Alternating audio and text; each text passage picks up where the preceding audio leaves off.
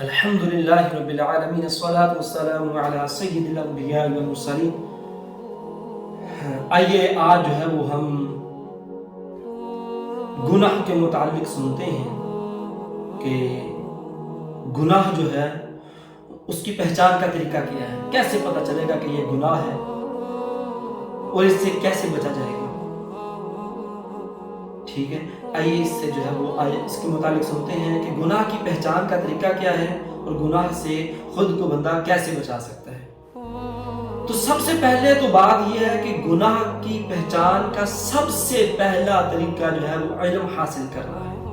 ٹھیک ہے، پتہ ہو انسان کو کہ گناہ ہے کیا چیز، کیا کیا چیز گناہ ہے، کون کون سا عمل کرنا گناہ ہے اور کون کون سا عمل کرنا گناہ نہیں ہے۔ ٹھیک ہے، کون سا عمل کریں گے تو گناہ ہے اور کون سا عمل نہ کریں گے تو گناہ ہے، یہ ان چیزوں کا علم حاصل کرنا ضروری ہے۔ اور دوسرا جو ہے وہ عمل، جو علم حاصل کیا اس کے مطابق عمل کرنا یہ ضروری ہے۔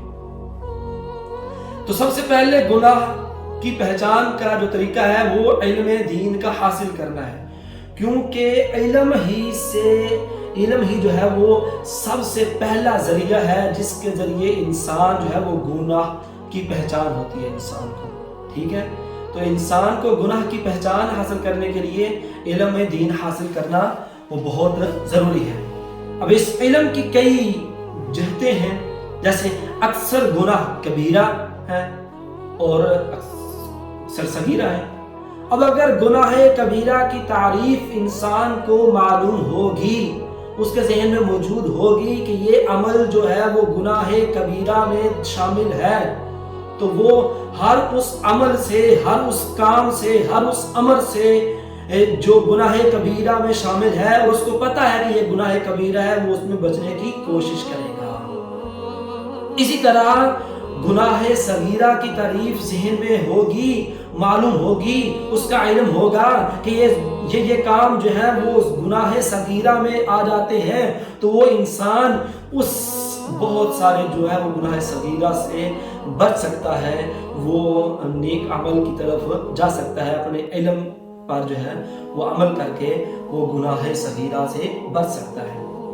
اچھا، جیسے فرض کا ترک کرنا کبیرہ گناہ ہے، واجب کا ترک کرنا صغیرہ ہے، اس طرح سنت موقدہ کا بار بار اگر ترک کیا جائے تو یہ بھی گناہ صغیرہ، اگر بار بار کیا جائے، گناہ صغیرہ کا ارتکاب بار بار ہو تو وہ گناہ کبیرہ میں شامل ہو جاتی ہے۔ اب سنت موقدہ کا اگر ترک کیا جائے تو یہ بھی گناہ میں شامل ہو جاتی ہے۔ جس طرح ظہر کی جو پہلی 4 سنتیں ہیں اس کا بار بار اس کو جو ہے وہ بندہ ترک کرتا جائے تو یہ بھی گناہ کی حد میں داخل کر دیتا ہے بندے کو۔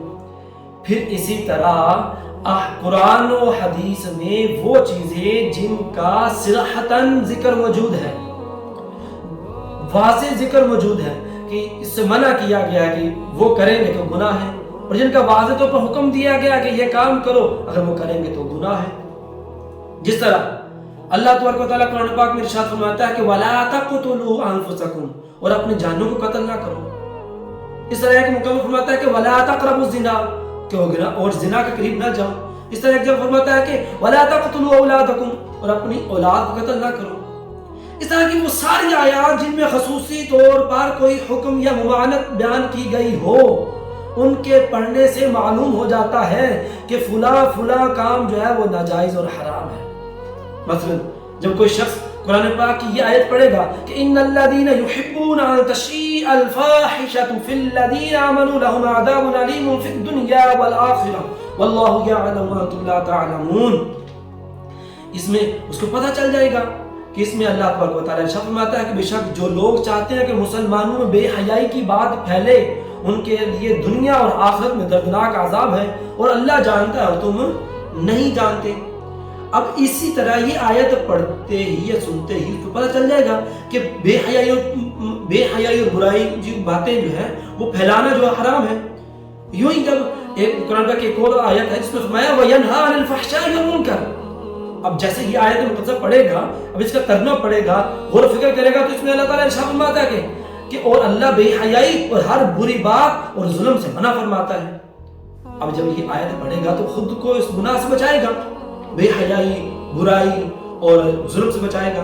اسی طرح قرآن پاک کی ایک اور آیت، ان الذین یاکلون اموال الیتامی ظلما انما یاکلون فی بطونہم نارا وسیصلون سعیرا۔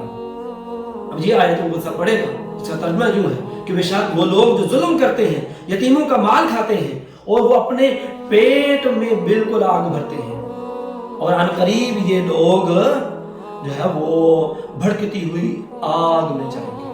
اب بتائیے، جس کو یہ چیزیں جو ہے وہ پڑھے گا، ان کو علم ہو جائے گا یتیم کا مال کھانے سے تو یہ عذاب ملتا ہے، یا دیگر آیات جن میں اب اسی طرح جو ہے وہ ایک آیت مقدسہ ہے جس میں جو ہے وہ ریاکاری کے متعلق فرمایا گیا۔ اب چیز یہ ہے نا کہ معلوم یہ پڑھیں گے تو پتہ چلے گا نا کہ گناہ کی پہچان کا علم، پتہ دیکھا نا سنا کہ گناہ کی پہچان کے لیے علم کا حاصل ہونا ضروری ہے۔ اب کچھ چیزیں قرآن پاک اور حدیث پاک میں واضح طور پر حکم آ جاتا ہے ان کا، جس طرح نماز کا واضح طور پر حکم آ گیا، روزے کا واضح طور پر حکم آ گیا۔ اب نماز کو پڑھنے کس طرح وہ تو نبی علیہ السلام نے فرما دیا نا کہ قرآن و حدیث اس کا واضح طور پر ذکر موجود ہے، ٹھیک ہے۔ اسی طرح جو ہے وہ حج کا ذکر آ گیا۔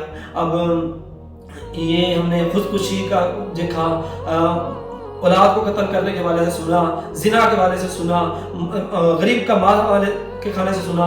اس طرح کچھ چیزوں کا ذکر جو مبہم ہے، یعنی کہ اشارہ تو موجود ہوتا ہے، ٹھیک ہے، لیکن وہ اس کی باریکیاں جو ہیں وہ علماء کرام جو ہیں وہ استنباط فرماتے ہیں۔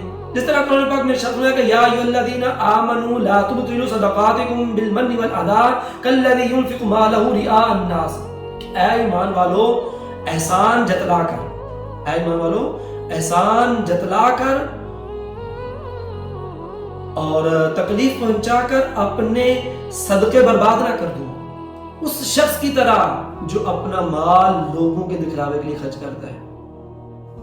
یا دیگر آیات مبارکہ جن میں ریاکاری کی وجہ سے علم جو ہے وہ برباد ہونے کا ذکر جو موجود ہے، لیکن ریاکاری کی جو تفصیلات ہیں اور مختلف صورتیں ہیں وہ علماء کرام نے ہی استنباط فرمائی ہیں۔ اب اکابرین کے اس استنباط سے ایک کتاب ہے جس کا نام ہے الزواجر، وہ بنام جہنم میں لے جانے والے اعمال، یہ دارالاسلامی کے مکتبہ مدینہ نے بھی اس کو جو ہے وہ شائع کیا ہے۔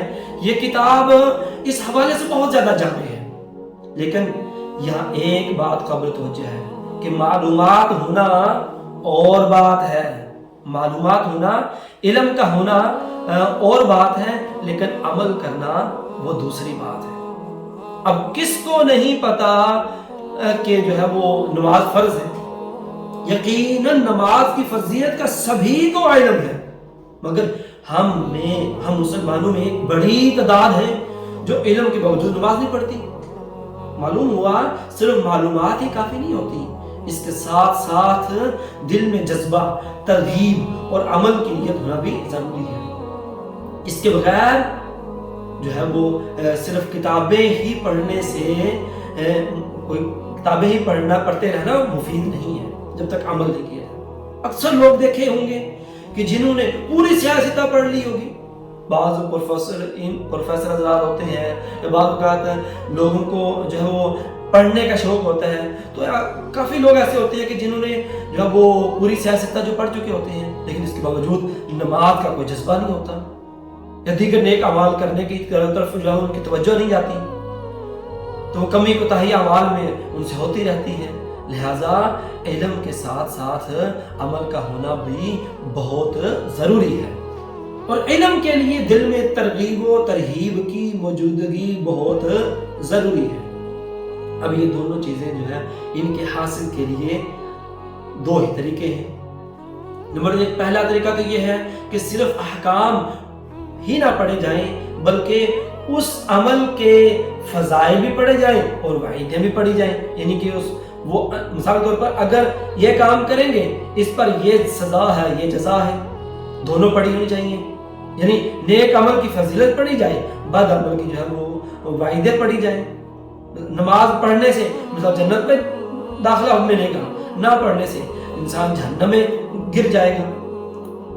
نماز نبی علیہ السلام کی آنکھوں کی ٹھنڈک ہے، ना पढ़ेंगे नबी अलैहिस्सलाम को तकलीफ पहुंचती है। तो ये चीजें जब वो इंसान पढ़ेगा तो उसके दिल को चोट लगेगी, चोट लगेगी तो दिल जो है वो अमल की तरफ मायल होता है। और दूसरा तरीका ये है कि अच्छी सोहबत इख्तियार करना, ठीक है। अच्छी सोहबत दिल में अमल का जज्बा पैदा करती है, वरना महज मालूमात तो अक्सर बेशतर जो है वो अमल के लिए किफायत नहीं करती।